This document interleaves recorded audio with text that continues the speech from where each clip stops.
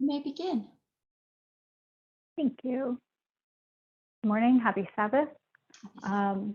We'll start with just a moment of silence or prayer or meditation, however you'd like to share that with me.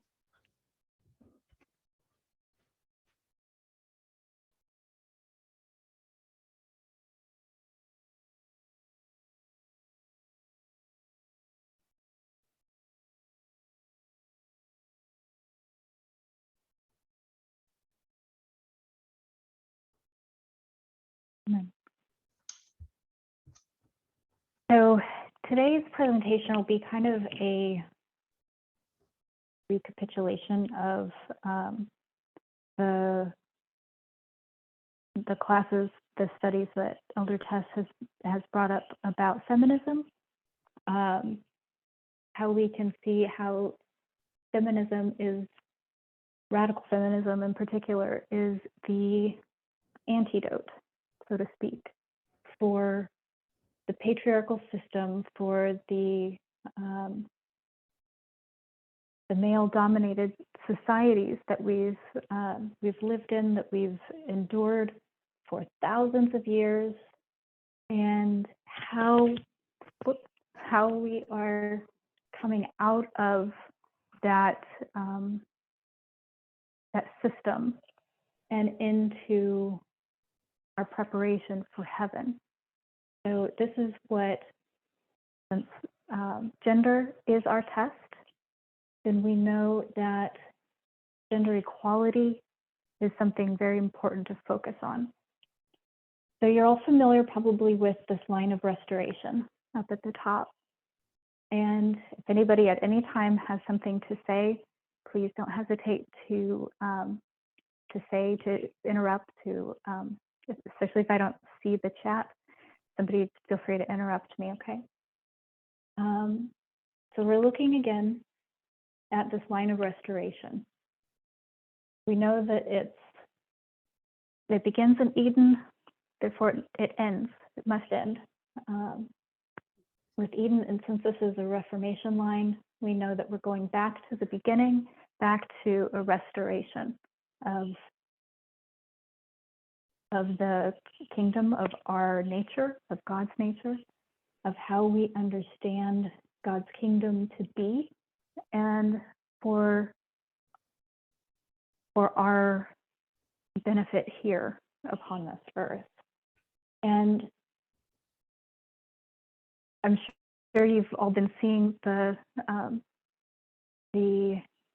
messages that I'm so grateful for Penny to be sharing, as well as Elder Tess, about Mary Beard. So we are going to look a little bit more, kind of focus more on her today, on her teachings, how we've arrived at this radical feminism as the antidote, so to speak.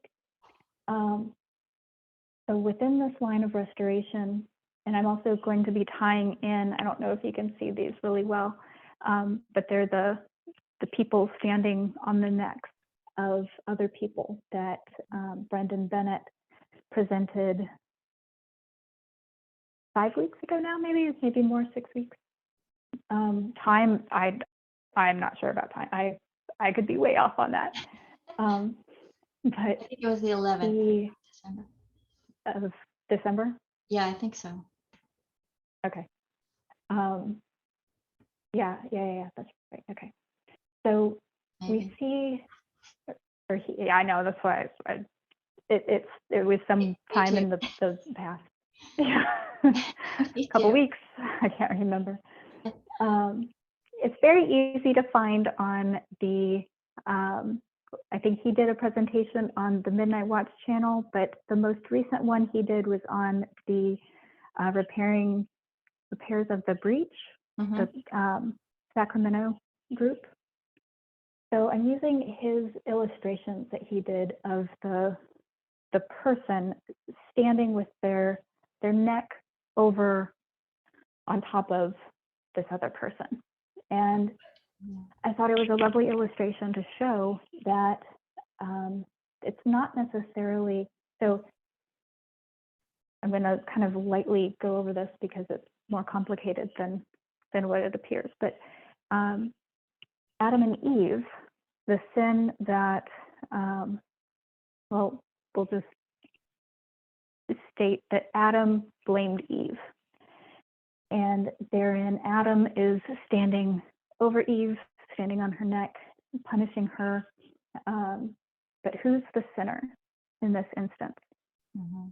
Anybody remember? Adam. Adam.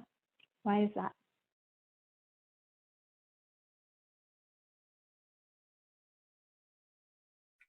I guess you could just restate. He's putting her why- down. He didn't what I forgive her said really. before. Okay, He's putting her down. He didn't really forgive her. good. Can anybody else add to that?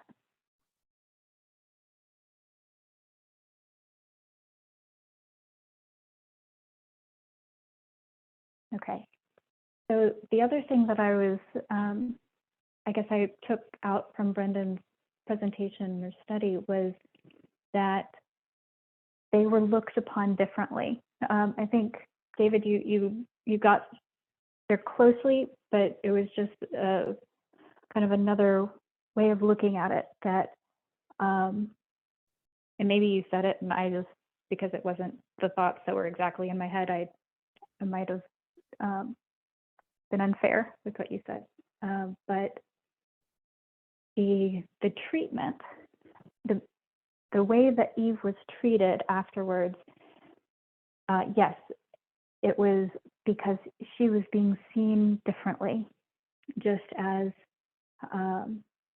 we'll fast forward to the third sin, so to speak, of Japheth and Shem being Ham differently, that being the sin.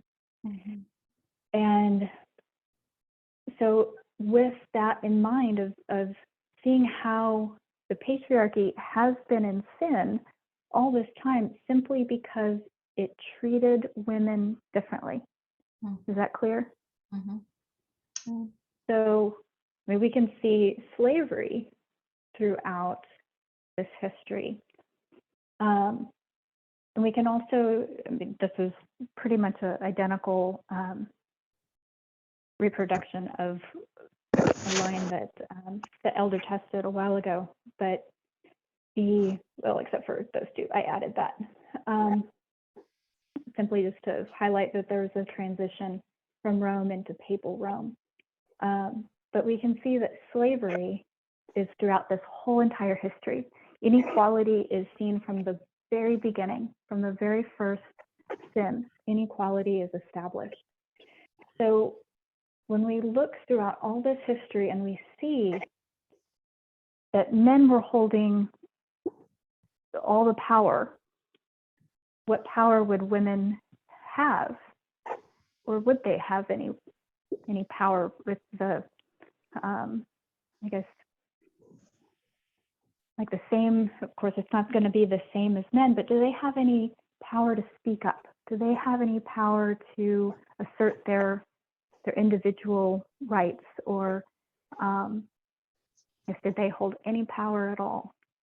Can anybody speak to that?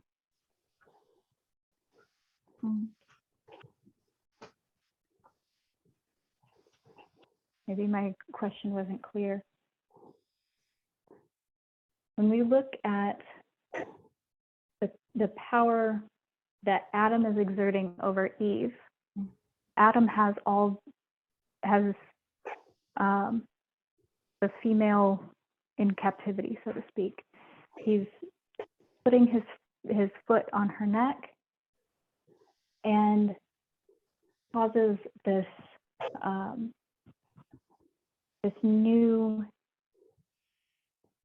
he has this new look upon Eve because of the sin, because he's blaming her for the sin.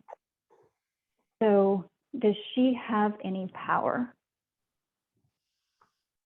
No. She won't have any power at all until second wave feminism. Is that clear to say it that way? Mhm. that throughout this whole history, Mhm. women, the power that women are given, as Mary Beard shares this, is, and again, these are two speeches that Mary Beard gave. One was 2014, the other was 2017.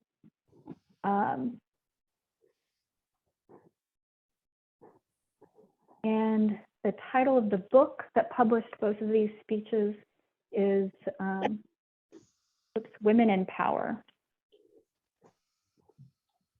Festo. Say that again. Isn't Penny, that I the heard? manifesto part of it also?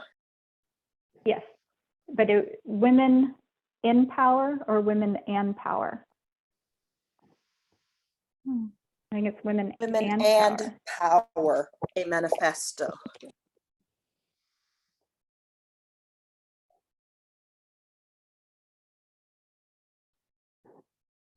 Okay, so this book that is on audiobook version as well on Audible, I think it was $6.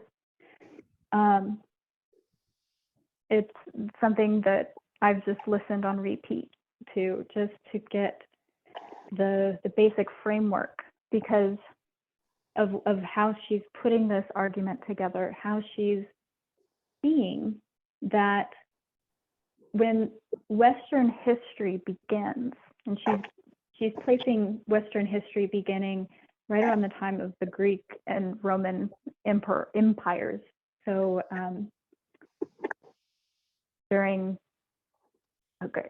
before Christ, and then throughout Christ was where the Roman Empire kind of starts to take over. But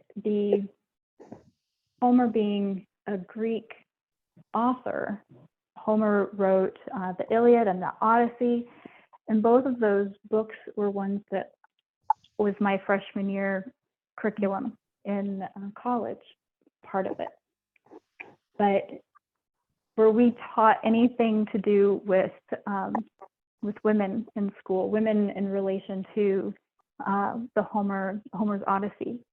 The only thing that we were taught pertaining to women in school was how Penelope was a good wife, how she had such a close bond with her husband Odysseus that she waited for him to return from these voyages. And this one voyage, he was gone, I think 7 years, if not more. And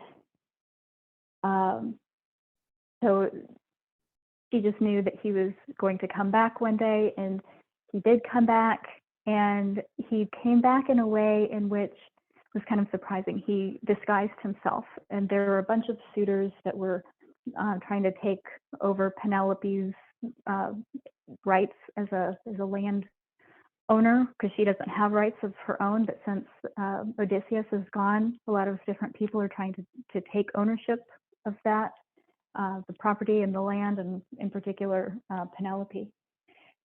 So Homer comes back, he's disguised, and yet Penelope knows him. And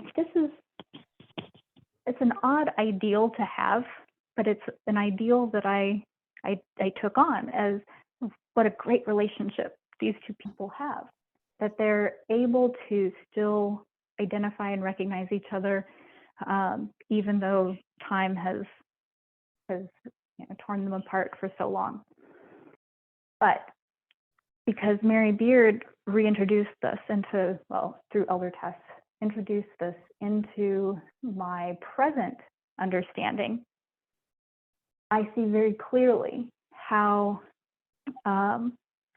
Homer, being one of the main authors of this time in ancient Greece, having the creative license as an author to open up his book with this scene of Odysseus while he's gone on this 7-year journey. his son Telemachus is telling his wife, or telling his mother Penelope, to basically to shut up, to because she's trying to have this person who's there at their house, who's singing these songs about how it's taking these men so long to get back to back home. And she doesn't want to hear any of this because she's just sick and tired of him being gone, and tells the bard, is what they call him, to sing something else. And this is where Telemachus, the son, comes in, steps in, and says, "Your power is not of speech. Speech is only something that men can do, and not only any men, but me in particular." So he tells his mom to go back to her room, go back up to take up her craft, her trade, her whatever's in her niche, and that is the spinning wheel and something else that I haven't looked up yet. But those are the things that women are relegated to. They are a side conversation that men have about needing to keep the men at the higher level of importance than the women, and subjugating the women, most importantly. So as we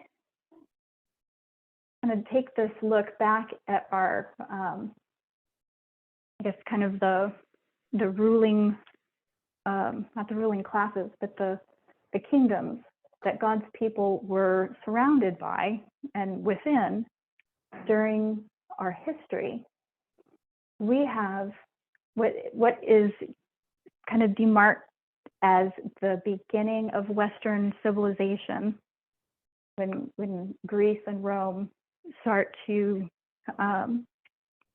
take over the power of the world, or be seen as the powers of the world.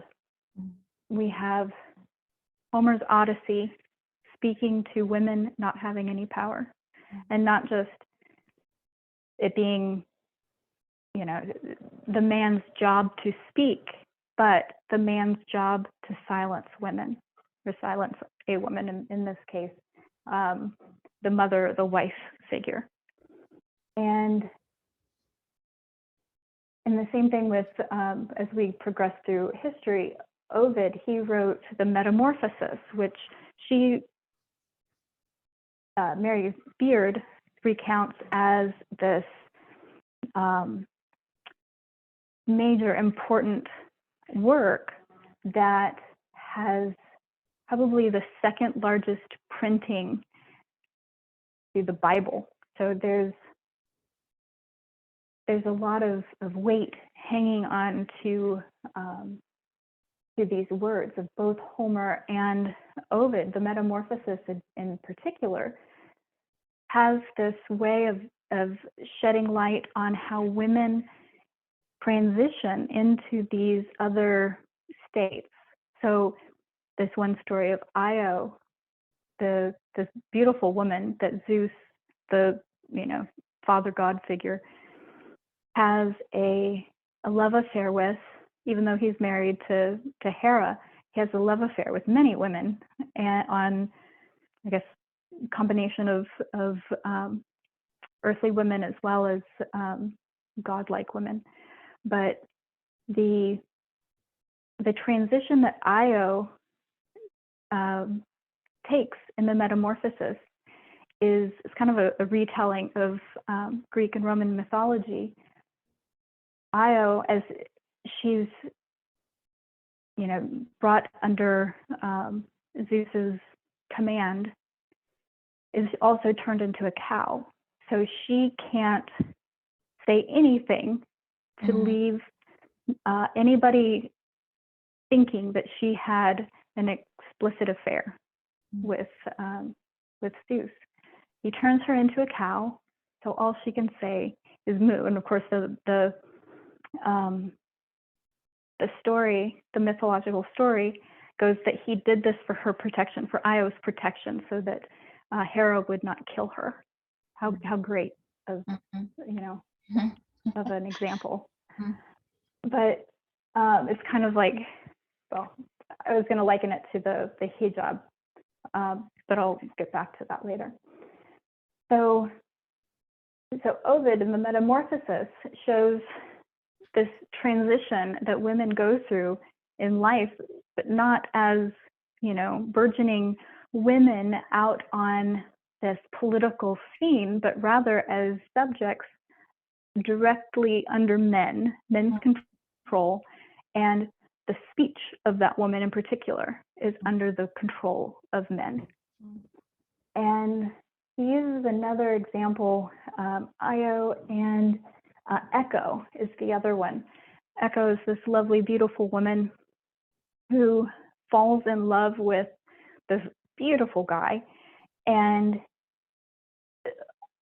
some other goddess who is in love with this beautiful guy too curses Echo to not say anything of her own. She can only repeat that of others. So there's a lot of this, what she calls classical traditions, that just perforate and permeate throughout our history. So it's the classical traditions that, I guess, had a bearing on our present day.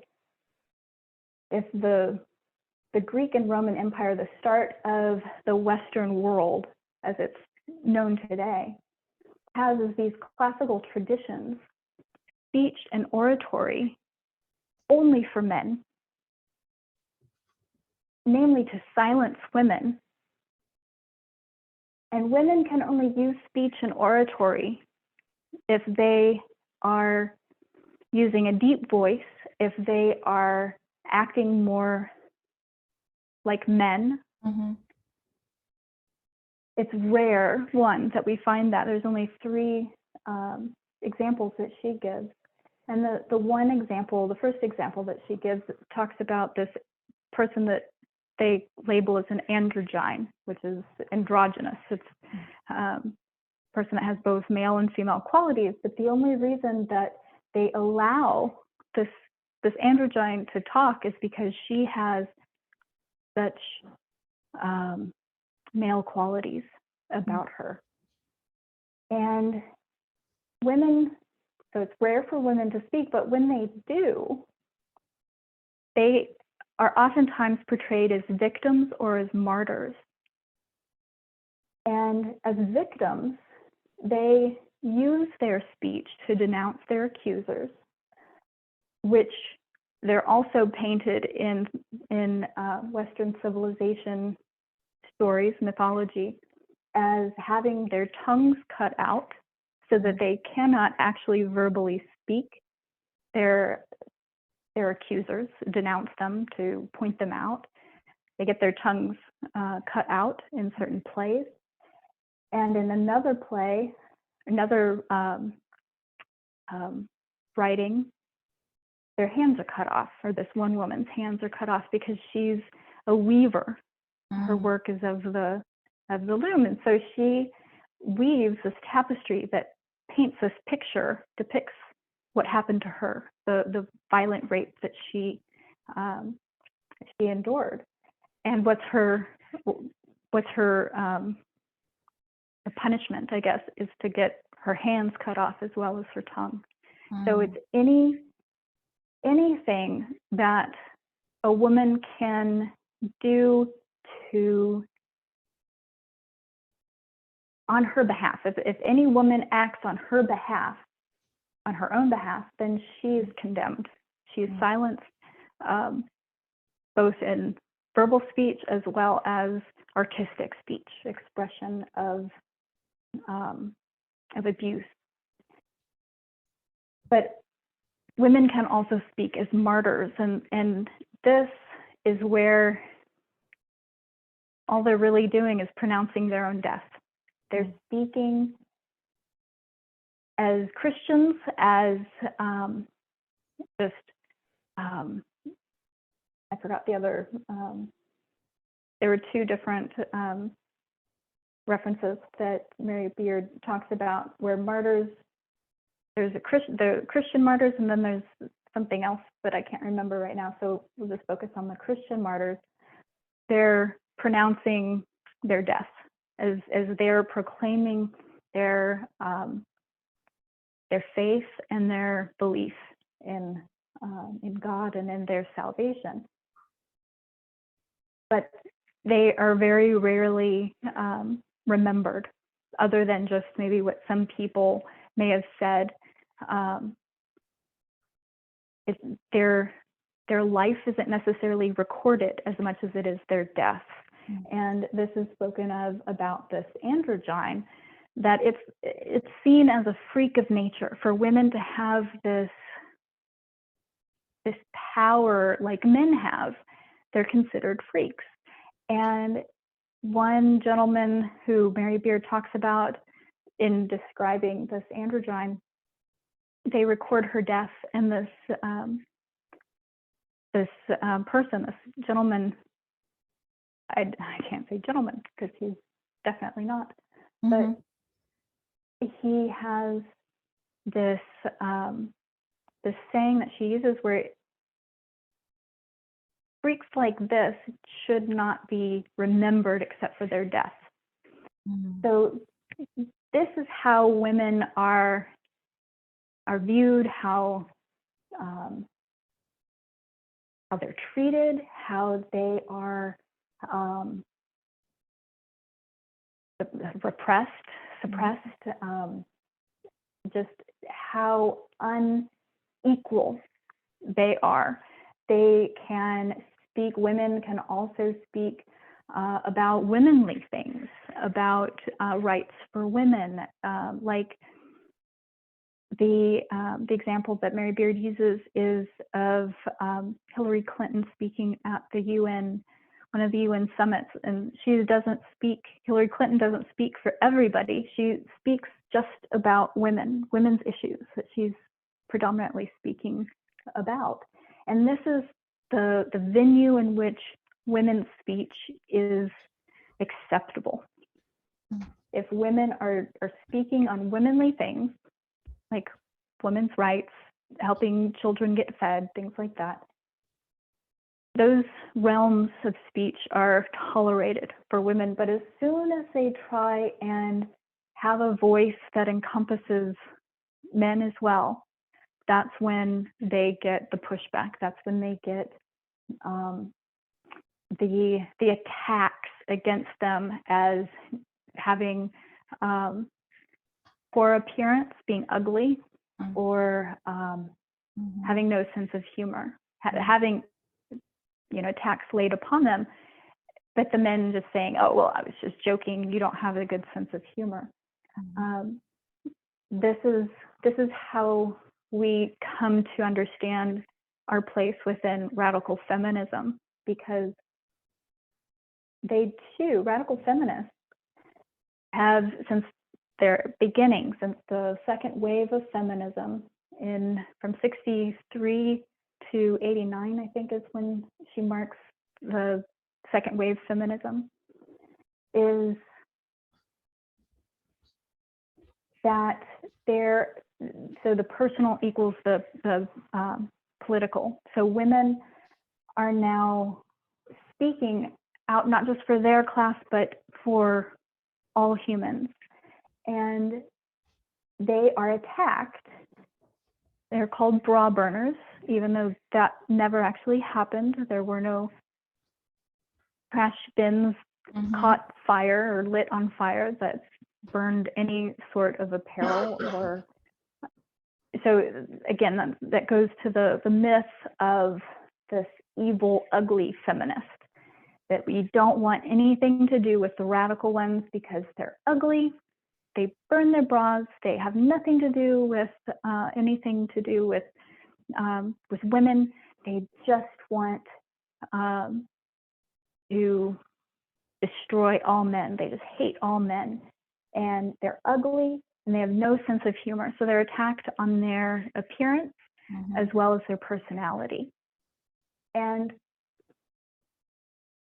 we know that Ellen White fits into this category because she is one, she's told really that she won't have any power at all unless she's married, even though that doesn't factor into the radical feminist, but it's a part of her history. So she had to become attached to a man, first of all. And second, her physical appearance. So by those that didn't accept her necessarily, not those within the Adventist movement, I guess, within this Millerite time period, I'm going to, I know she was attacked based on physical appearance, based on what she was wearing, because the dress reform was very,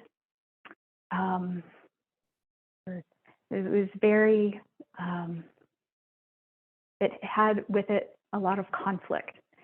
And she was getting a lot of pushback from the dress reform because she was advocating for women to wear pants under their skirts and for their skirts to come up higher to about mid-shin or so.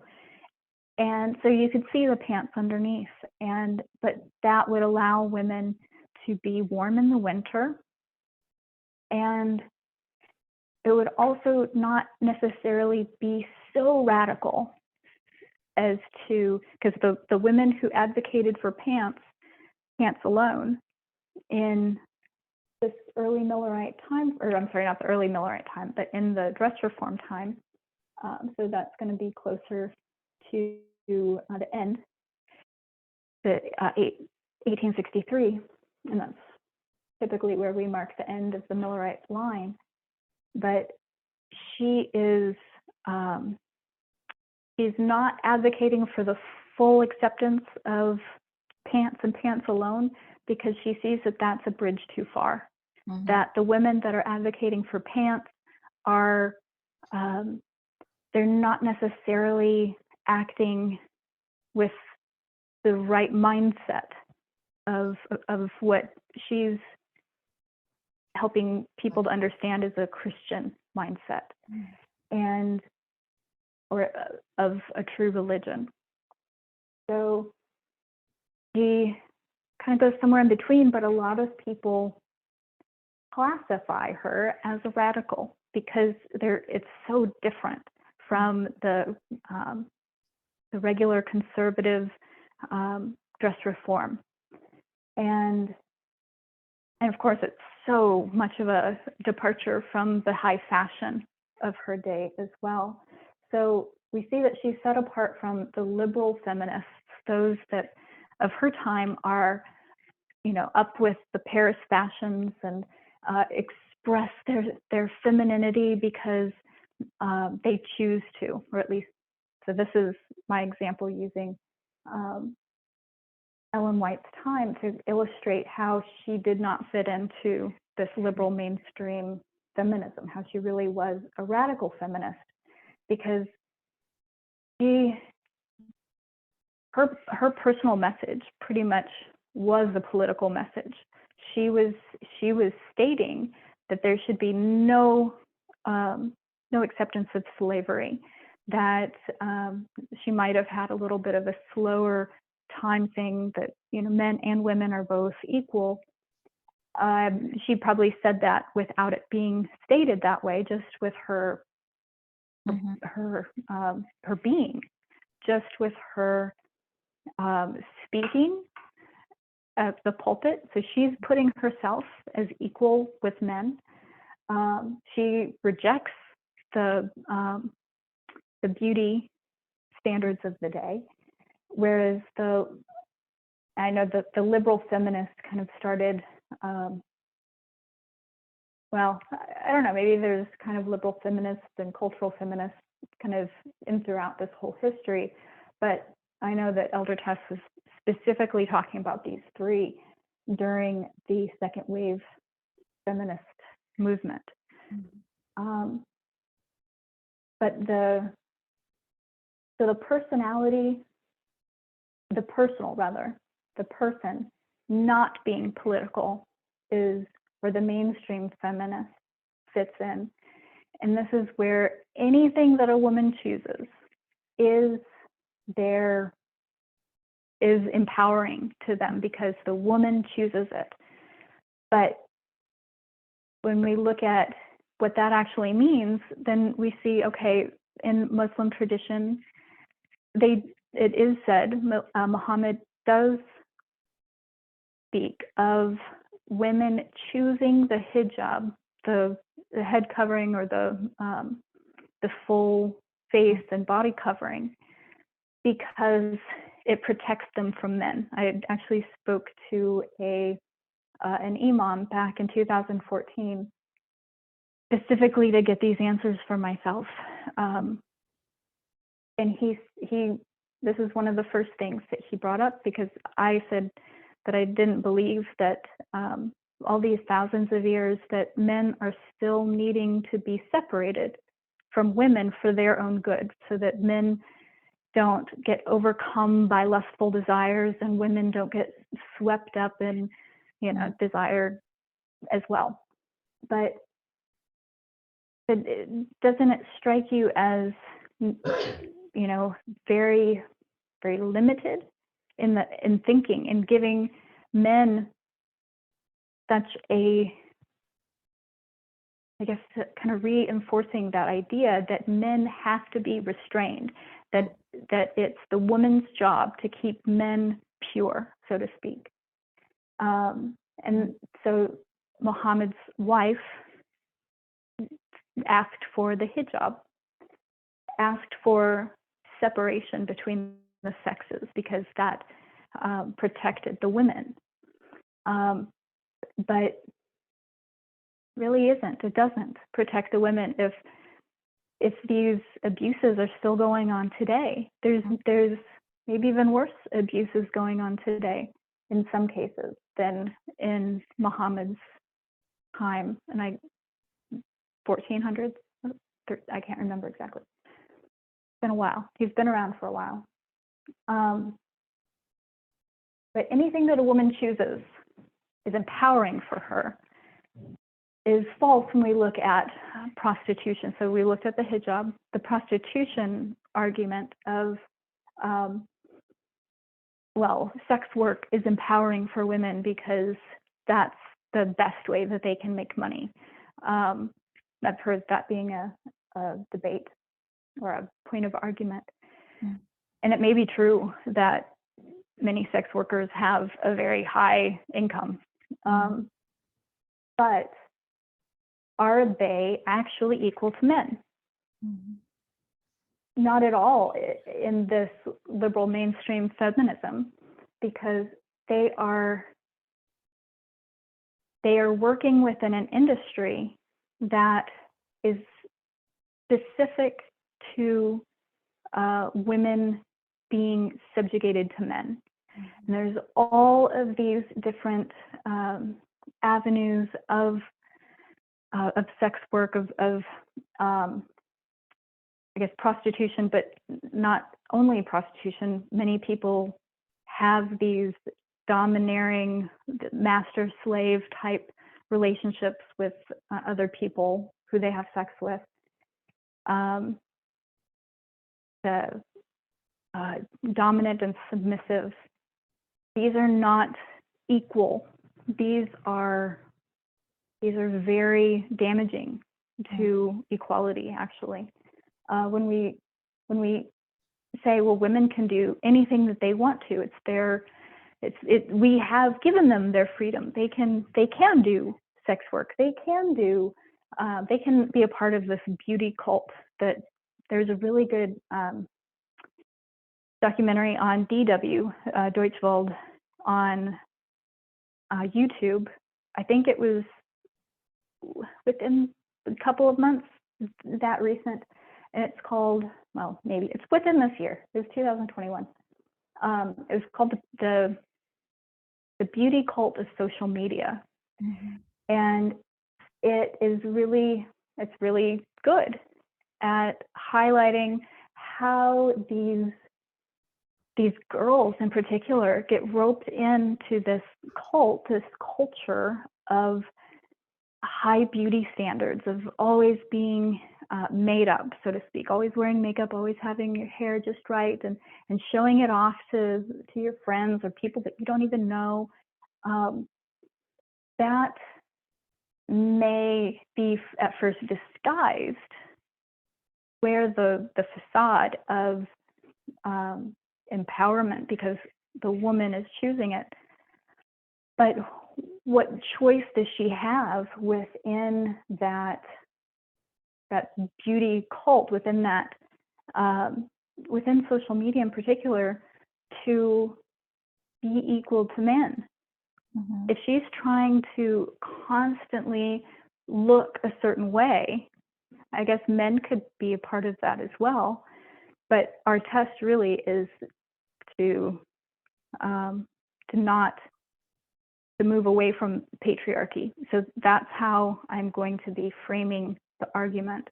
We can see how women can be that domineering type, but our test is really focusing on the patriarchy, on how men have predominantly shaped our culture, and not just how they've shaped our culture, but how for generations, for thousands of years, it has been ingrained in us to operate this way. And that's where I don't see that women actually have a choice. They're not choosing with their whole heart or their whole mind to be a part of this beauty cult, to be a sex worker, to wear coverings of some kind for protection. They are reacting. This is a reactive choosing, I guess you could say, to this patriarchal system that women have been subjected to for all this time. Cultural feminism is even more restrictive than that. It's our old mindset of this difference between men and women, the female differences being celebrated. They're cooperative, they're kind, they're nurturing, they're focused on relationships, and there's an ethics of care that they seem to have, and that needs to be celebrated. And this is where Elder Tess emphasizes kind of where Pope Francis lives, where I would say that probably a lot of conservatives believe along those lines still, that there are differences in male and men and women, and those differences need to be preserved and celebrated. But the unfortunate thing that people aren't seeing with this cultural feminism, of this celebration of differences, is that through these classical traditions, these female differences end up being labeled as, especially as a woman's speech or a woman's right to speak. It's eliminated, and not just eliminated like her tongue gets torn out, but eliminated through being seen as dogs, barking at men, or yapping away. This is how women get dismissed, and women get dismissed in this liberal feminism too, because, well, that's just what women just belong over, in the hair and makeup and fashion genre. That's their wheelhouse, so to speak. Men, they have all of these prestigious rites and rituals that they go through in order to reside within this patriarchal system. So when we relook at the radical feminists and how, just by process of elimination, we know that these two are not appropriate. They're not the inoculation. They're not the cure to patriarchy. They are well within the patriarchal system if not totally immersed and woven hand in hand, with patriarchal systems and societies. The radical feminists throw off that whole yoke of patriarchy, and they go after it. When they see patriarchal abuses, when they see male dominance, when they see a woman's voice being restricted, they speak against it. And this is where their physical appearances and their personalities get attacked, which we can see in many different illustrations of Trump and how he spoke against women. Megyn Kelly is one, when they did the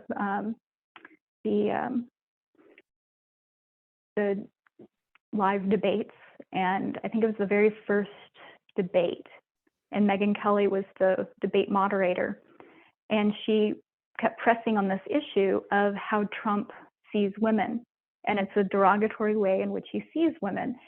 And Trump made a joke out of, well, I've only said those things about Rosie O'Donnell, for instance. Well, what does that imply? That Rosie O'Donnell has a bad physical appearance. She's fat, she's ugly, whatever he thinks is appropriate. And Rosie O'Donnell, as a comic even, has no sense of humor. So she's any of those people that can be labeled as unattractive and having no sense of humor are cast aside by any male that is upholding this patriarchal, that framework of patriarchy, of the male-dominated society. And so one thing that Elder Tess wants us to recognize is that just like how we were taught at the beginning, 1989 to 9/11, there are two streams of information. There are two streams of information also within radical feminists. There's the trans exclusionary radical feminists, and then there's the trans inclusive radical feminism. Unfortunately, I think Mary Beard might be a little bit more slanted towards the exclusionary, but we're going to take as much knowledge of hers as we can. And we're going to apply it to our inclusionary viewpoint. Amen. Because we are, this is what our politics is. This is what our personal beliefs, which equal our political beliefs, are, that we are trans-inclusive radical feminists. Whether we're a man or a woman or somewhere in between, that's what we are, if you are subscribing to this message. And the reason that I'm emphasizing this is because it is not going to be easy for some people to accept. Maybe some of you actually, you don't have to. I was going to see if I could see everybody and have you raise your hand if you're one of those people that feel uncomfortable with this wording. I mean, not to like single you out and lay any blame, just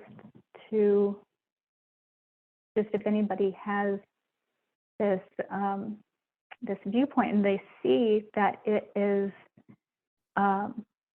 uncomfortable for them, it's difficult for any one of you to say that you're a feminist, that you're a radical feminist, right? So I was going to ask if anybody has an issue with that, but I won't, just because I don't want you to feel like you're being isolated or singled out. But I do suspect that there are those who one still might have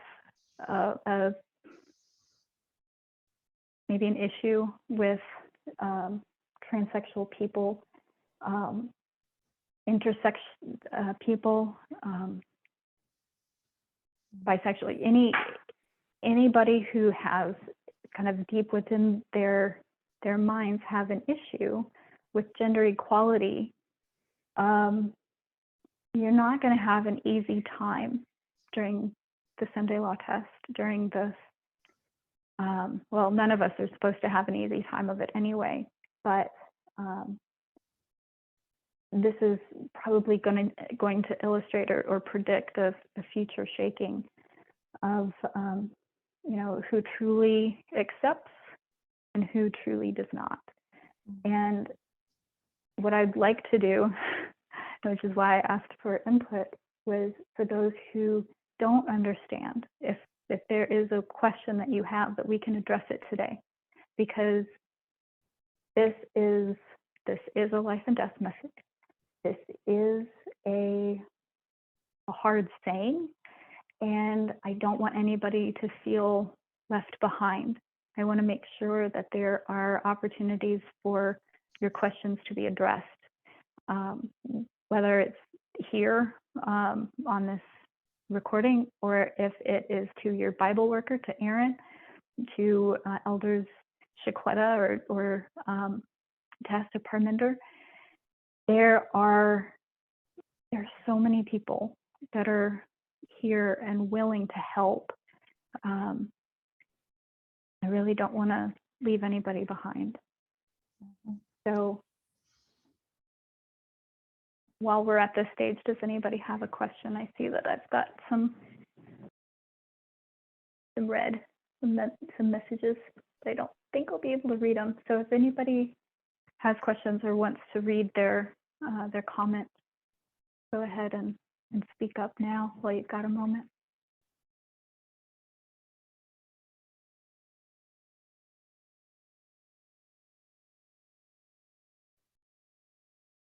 Anybody need clarity on a topic or on anything that I said?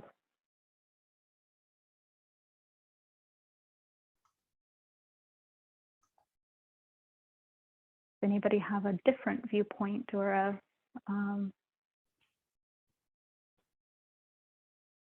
thought that came to them that they'd want some clarity on?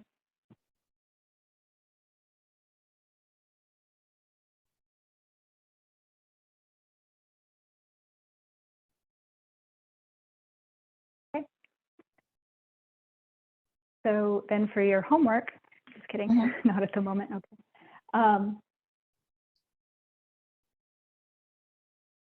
Has everybody read, watched, or listened to these presentations that I'm talking about with Mary Beard, that Elder Taz has put up, that Penny has shared? Has everybody been following those? Is everybody on the same page with this, or am I presenting new information? I've listened to it. Okay. I've been listening. And what were some things that stuck out in your mind? I don't know if that was David who said the man's voice at the beginning. I couldn't see who spoke, but I know Pam said so too. Pam, what were some of the things that stuck out in your mind about what she's teaching? Maybe how what were the interesting points that kind of stick out in your mind? Well, I just watched the one that Penny had sent out first, I think. And I was just fascinated about her going back in history and just what you were talking about, going over the history, Homer and those stories, because I remembered reading those and stuff and didn't realize how bad that was, how bad it really was. I was in it and didn't realize that, but I thought she was just so good, Mary Beard. It was really, it's interesting. But I'm looking forward to watching the other two that Penny just sent out. I just thought it was really, really good. Good. Was it David that spoke at the beginning? The before Pam that said that you'd been watching them. There's a male voice. I just want to make sure that. No, that was me. I think that was. Oh, I'm sorry, Linda. I can't tell. I can only recognize. I can't see the. But you guys want my fingers by the. But I can't see who's talking. Yeah, that was me. But go ahead. Sorry. I just thought it was very educational and very appropriate, as far as helping us to understand, what we live with today. Yeah. It's, everything has an origin. Right. We're not here at the end. We're not at the end yet, but we're coming up to it. I'm gonna put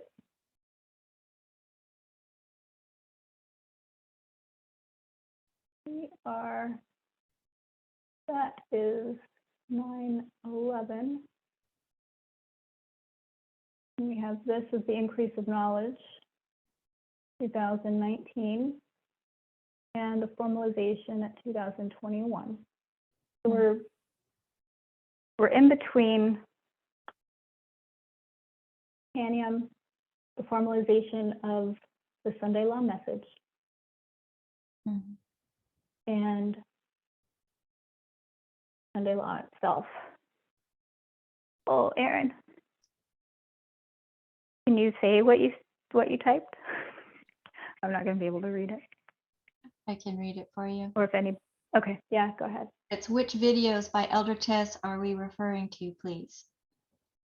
Okay, so, she has not on a video presented anything with Mary Beard. She on the Media. Thank you, the media broadcast. I think this was last week, last Friday. So media broadcast of, that would be the 17th? I'll look. Just a second, I'll look it up.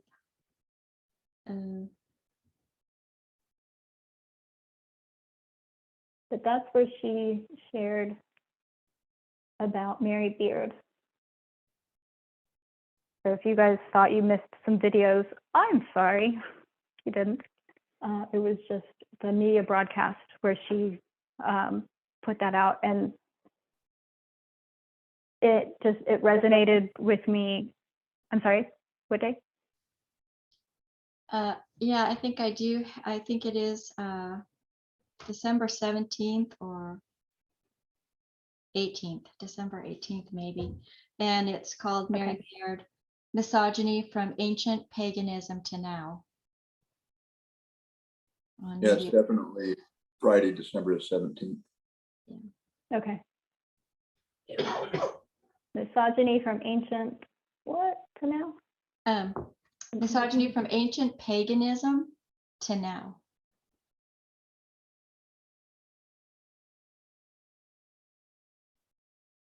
Great. And so there, and then of course, Penny on both the Bible chat and on the Lambert chat WhatsApp groups has shared, gosh, maybe 4 or 5 different links. But there is pretty much what, so there's Mary Beard that we can read, get a little bit of a context from what Elder Tess shared last week on the broadcast.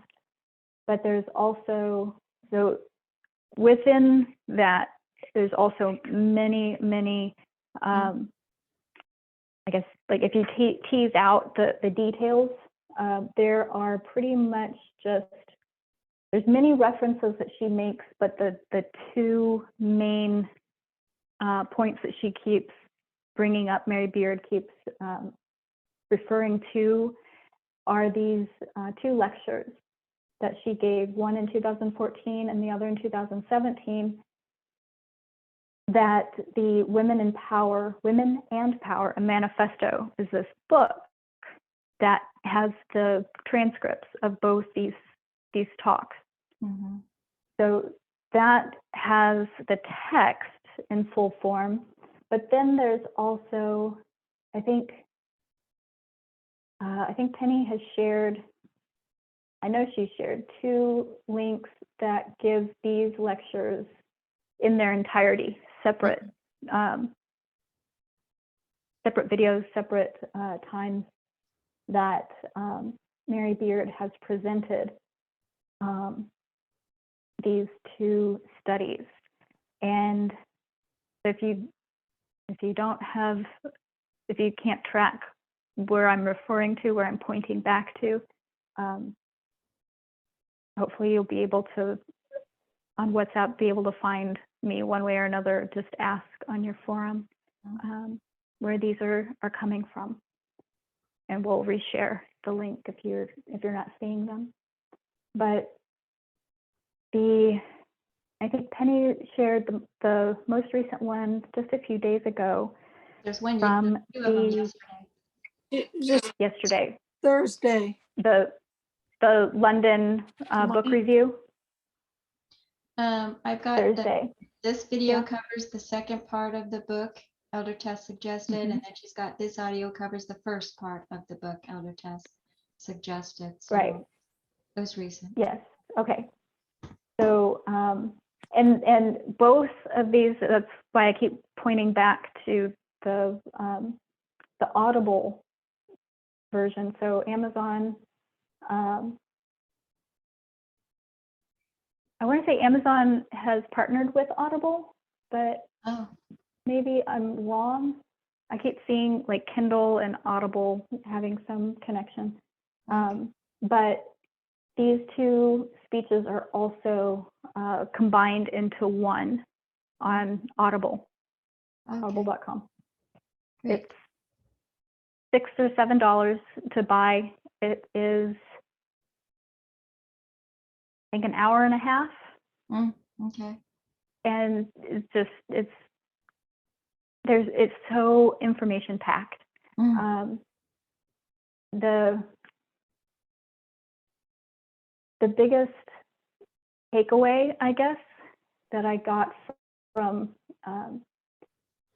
studying her lectures was really just the awareness that this has been a deliberate process of, it's not just women feeling like they don't have a voice. Women have systemically had their voices taken away from them. I mean, this is a reality. And this is where, I had a conversation with a couple of male friends, and specifically about the choices that women make. And this discussion on what is it that women are actually choosing? What choices do women actually have? Or are you just seeing things, you as the man, just seeing things through the lens of this liberal mainstream feminism? This anything that a woman chooses is her right, and I respect her decision to choose, divorce, to choose prostitution, to choose not wearing anything hardly at all, or makeup or jewelry or whatever. And this is probably the hardest thing for a lot of men. I'm going to go out on a limb and say that it's probably the hardest piece of the puzzle for men to recognize and then to get over, to overcome, because this cultural and this liberal feminism have been ingrained in our collective minds for since the for beginning. most of creation. Mhm. Yeah. So this is where it becomes so critically important to repent, to rethink, to go back to the beginning and see how these sins of Adam and of, well, we'll start there since we're dealing mainly with gender. The sins of Adam. It's not the sin of Eve. Yeah. It's really the sin of Adam that Mhm. caused all of this imbalance, this discrepancy, this, okay, so women were given pain through childbearing, but does that mean that she has to be relegated only to the kitchen or only to the children? No, but Adam, I'm going to use Adam as a blanket term for the mindset of men who are still here in this patriarchal system Mhm. that we're just dragging around with us as we need to shed, because it's not going with us to heaven. This idea that women have had the ability to choose all along, Okay. whether to to get married, to have kids, to work. We really don't have the choices that I think a lot of us have thought that we had. The only way that I got out of this system for myself was just totally cutting ties with every part of my life that Mhm. went before this process of restoration. And that's not an easy process for a lot of people to go through, especially if you have a family and you're going through that. I'm grateful that I didn't Mhm. have a family and try and restore for myself my understanding of God's kingdom, and of man, of myself. So for those that think that they have it understood, especially men, I'm going to emphasize men more, because the balances of the scales of equality have for so long been tipped wholly in the favor of men, hardly at all in favor of women. And even today, so we have the right to vote that we earned back in 1919, 1920. We went through the second wave feminism, where we saw that there are these different types of feminism that work within the patriarchal model, and then there's a level of feminism that totally rebuffs that idea of patriarchy. I think it even buffs the idea of matriarchy, because it's just a woman being in the place of a man.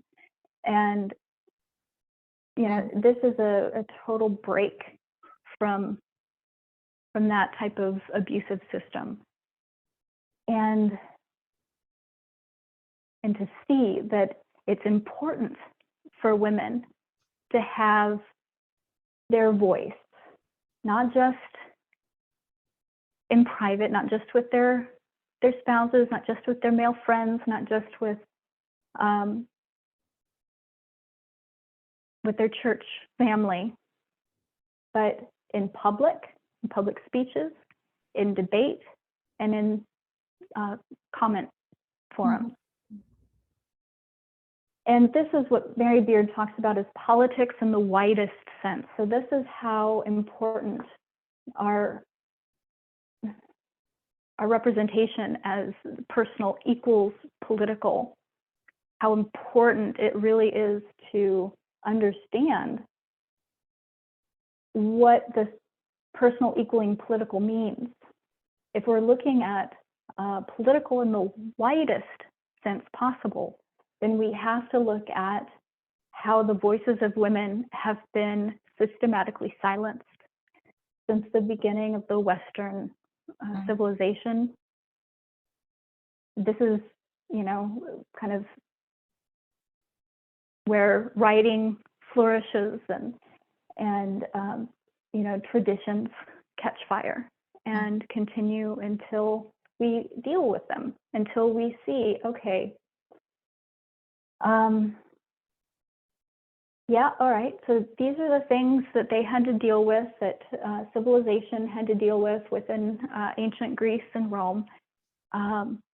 We're going to address it in a way that doesn't say that these men were bad, that the men at today's present understanding are bad. We're going to look at it as that was a role that they played. What other role could men play? They only had the dominant or the passive role. And so men had to retain the power in order for their function in society to exist. So I hope that this gives everybody kind of another overview, another glimpse, another look at what we're needing to see within our own lives, within our own church, in order to be fully restored. How it is that we need to be supportive of women, how as men, maybe even taking a back seat to not allowing their voice to be predominant within the relationship, but for the women, and maybe it is already, but I observed one instance a couple weeks ago with two very dear friends who the man was not listening to the woman, and the woman turned to me and said, well, just not listening. And my first instinct was to say, that's because we're girls. That is the type of situation, that's the type of events that we must see clearly. As men, you must see your role in how you have not allowed women their true voice in one way or another. Even myself, I have given my voice to men. So I have to see my role in that. However, because I'm not a man. So men, each of us has to see our own function, our own role, our own propagation of these errors, so that we are able to get to heaven, so that this full story of restoration can play out, that it is successful. It will be successful whether you're on board or not, but we'd really like for everybody to join us in heaven. Amen. Not just a few, but everybody that has the openness, that has the right heart, the right mentality, that will embrace one another without gall, without guile, without judgment of hardness of heart. To see, okay, these are the things that I did wrong in my past, and it's not to, like flog ourselves for punishment over what we've done wrong. It's simply a matter of recognizing it, Mm. because we can't change something that we can't see. Mhm. So our first step is to see it. And the line is such a great illustration of how we see it, how we've seen it through history, and now we need to get into our personal lives and deconstruct how we've espoused these classical traditions, how we've continued them, and most importantly, how we've dismantled them, how we've overcome them, how we've come to a new understanding. Mary And has a question. yes, please. It's can you expound a little bit on liberal feminism as it relates to compromise and why it's wrong? Thank you. Okay. Thank you, Mary. I'll try my best. So, and you're right, it is a compromise, and it is wrong. It's a compromise. How I see it is it's a compromise to patriarchy. It's a way of fitting in both cultural and liberal. I see actually as well. This isn't so much the so these are both in service to the patriarchy.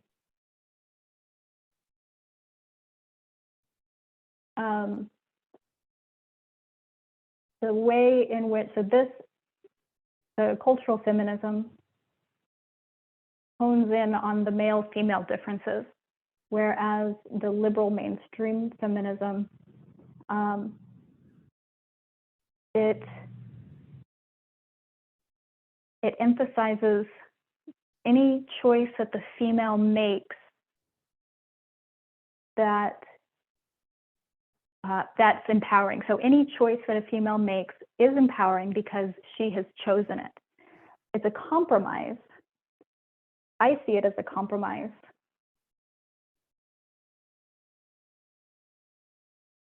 because it's disguised patriarchy, because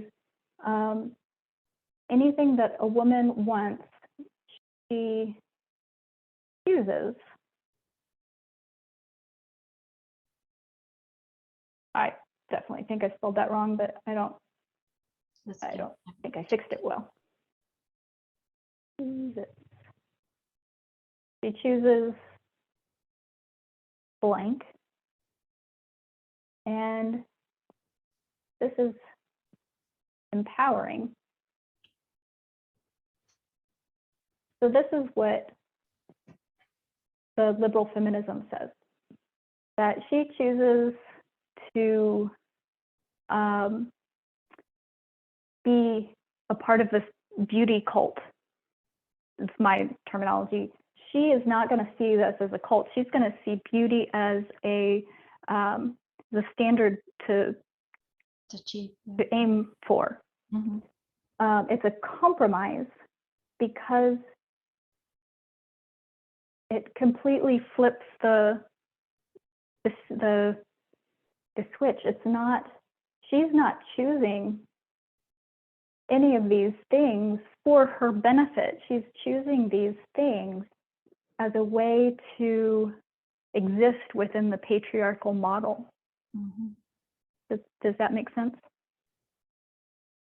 James also. Yes. Mhm. Okay. James has a question. He has his- Yeah. I was going to say I saw it as a compromise because say the woman has, I mean, I'll just make it real simple, 5 choices. She gets to make those 5 choices, but who are the one that put those 5 choices in place to begin with? Mhm. Okay. You know, it's based on a society where men have set the parameters and the rules, and like you said, they're existing within that realm, but the men are the ones that set it up to begin with, so they're still compromising. Mhm. Yeah. Okay. Thank you for that. Anybody else? Anything else to add or a question?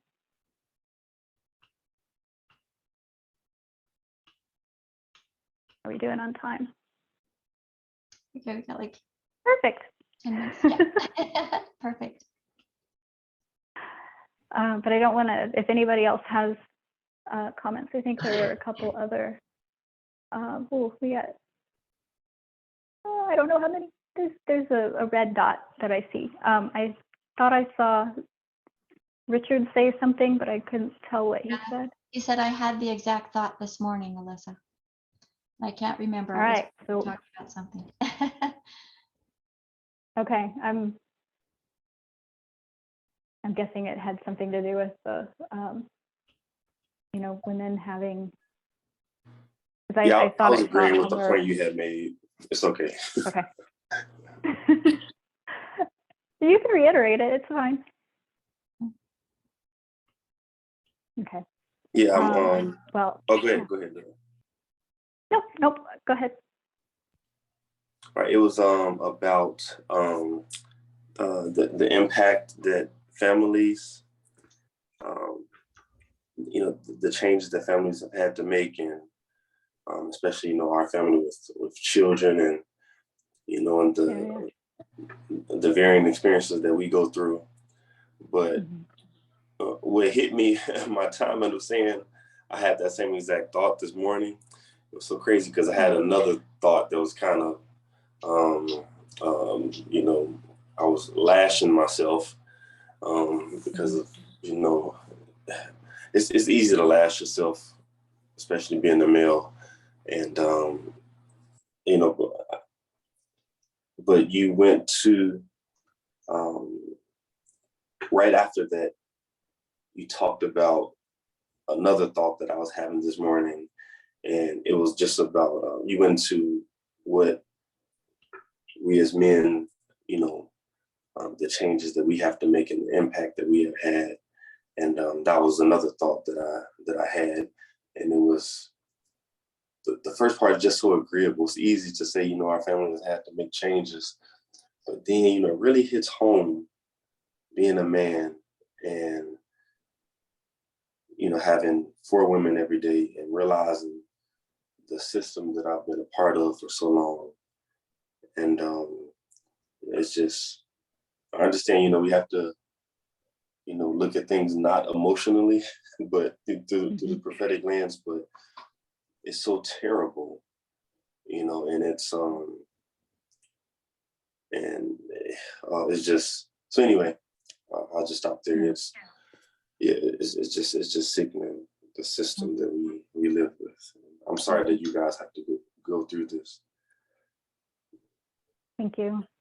I'm sorry for kind of being blind to it for so long. Yeah, the decisions that I knowingly made at various points in my life, where I felt like since I was choosing it, I was going there.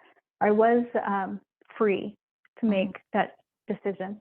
I'll use an illustration of my major. I wanted to originally I wanted to be an astrophysicist, something little. And real small. Yeah, no biggie. That required a lot of math, a lot of intense upper level math. And my freshman, I guess I was a junior in high school, because I would have the option of testing into like calculus or staying at the,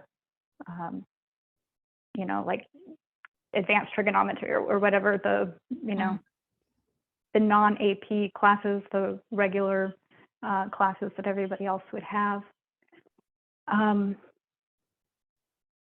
And in order for me to have attained a astrophysics degree, I needed to have more of a strong math background. But when I went to my math teacher in high school, in order to test into the upper level math classes, he said, well, I think you would be able to get the hang of the class but I don't want to be your tutor. I know you would need some tutoring, and I don't want to work extra. And so then okay, he was honest. And, so my parents were like, oh, okay, what else do you want to do, Alyssa? And, so I went into biochemistry, also not, no biggie, but it was, okay, if I couldn't choose that, then what else can I choose from? And so that was my compromise to of my life. I could only choose what I was, what I was told I could choose from, not, okay, well, this is what I really want, and it's going to take a lot more work to get there. And needing the resources, the people around me to help with that. It seemed like an uphill battle. So I compromised and chose something else. But I'm gonna stop there. If anybody else has questions or comments, I'll pause for a few seconds.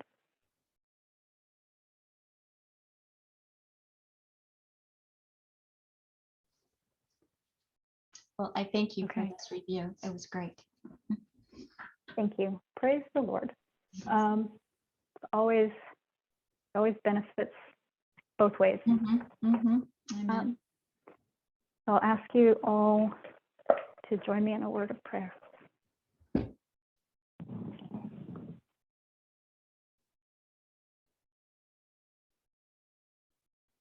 Loving Creator, I thank you for the Sabbath day.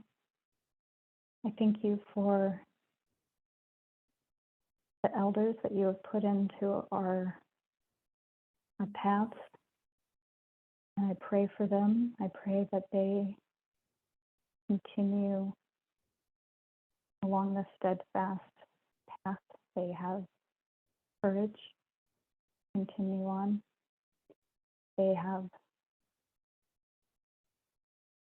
That they have all their needs met, so that they might be able to take this further and further still.